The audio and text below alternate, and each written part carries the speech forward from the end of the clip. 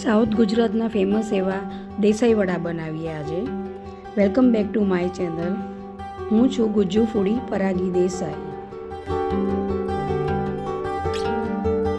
તેનો લોટ બનાવવા માટે મેં 1 કપ ઘઉં, 1 કપ જુવાર, અડધી વાડકી તુવરની દાળ, અડધી વાડકી અડદની દાળ અને 2 ચમચી આખી મેથી લીધી છે. હવે આ બધું જ અનાજ અલગ અલગ શેકી લઈશું. જેમ આપણે બાજરીના વડાને અલગ અલગ રીતે બનતા હોય એમ દેસાઈ વડા પણ અલગ રીતે બનતા હોય છે.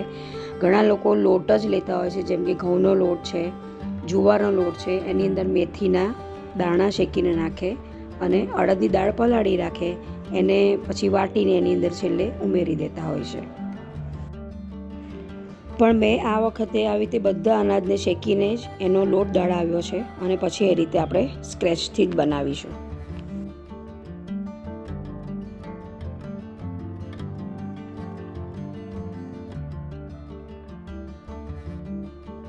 આ દેસાઈ વડા આમ તો અમારે ત્યાં રાંધણ છઠ પર અને કાળી ચૌદસે બનતા હોય, પણ જ્યારે પણ લગ્ન પ્રસંગ કે કોઈ શુભ પ્રસંગ હોય ત્યારે પણ દેસાઈ વડા બનાવવાનું અમારે ત્યાં ચલણ છે જ.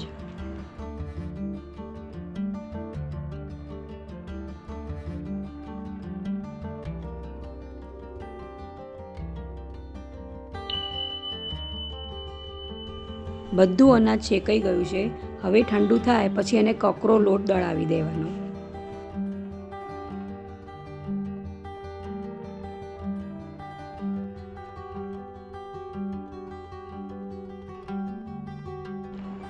જુઓ, આ કકરો લોટ દળાઈ ગયો છે.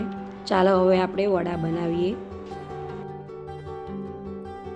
લોટ લઈ લીધો છે, 3 કપ લોટ છે. એની અંદર 1 ચમચી જેટલું મીડિયમ ખાટું દહીં ઉમેર્યું અને હુંફાળા પાણીથી એને લોટ બાંધી દઈશું.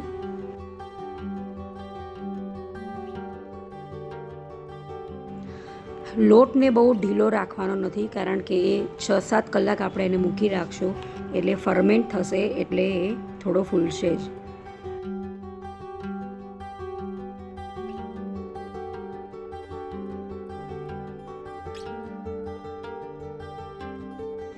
છ થી 7 કલાક લોટ પલાળેલો રાખ્યો. જો અંદર કેવો સરસ આથો આવી ગયો છે.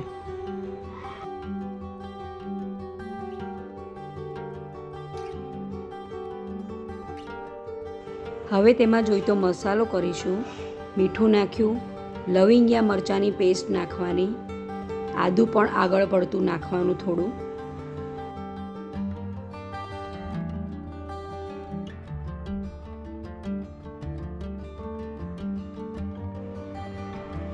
એક મોટી ચમચી જેટલું આદુની છીણ નાખી છે. હળદર નાખીએ, લાલ મરચું નાખીશું અને થોડો ગોળ ટેસ્ટને બેલેન્સ કરવા માટે, કારણ કે દહીં નાખીને અથાવ્યો છે એટલે સહેજ ખટાશ આવી હોય. અમારા દેસાઈ વડાને ખાટા વડા પણ કહે છે.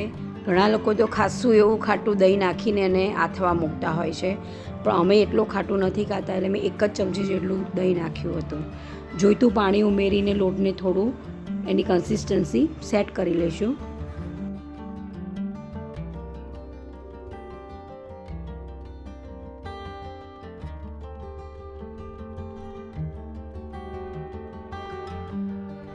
હવે તેમાં અડધી ચમચી જેટલો સોડા અને તળવા માટે જે તેલ મૂકીએ હુંફાળું તેલ 1 ચમચો ભરી નાખીને બધું સરસ રીતે મિક્સ કરી લઈશું.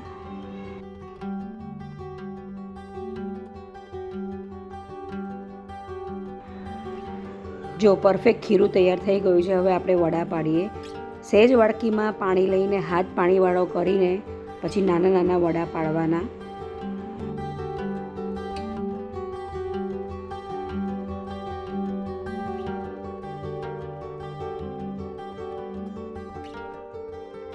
મીડિયમ તાપે ડાર્ક બ્રાઉન કલરના થાય ત્યાં સુધી એને તળવાના.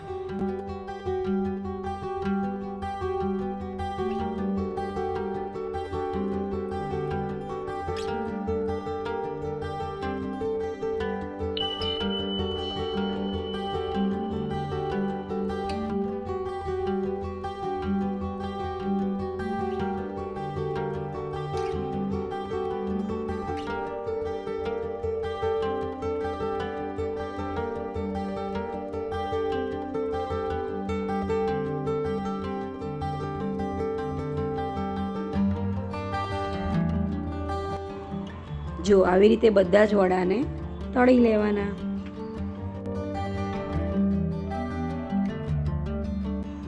વડા તો જેમ જેમ તળાય ને એમ સાથે સાથે ખવાતા પણ જતા હોય છે. તમારે ત્યાં એવું થાય છે કે?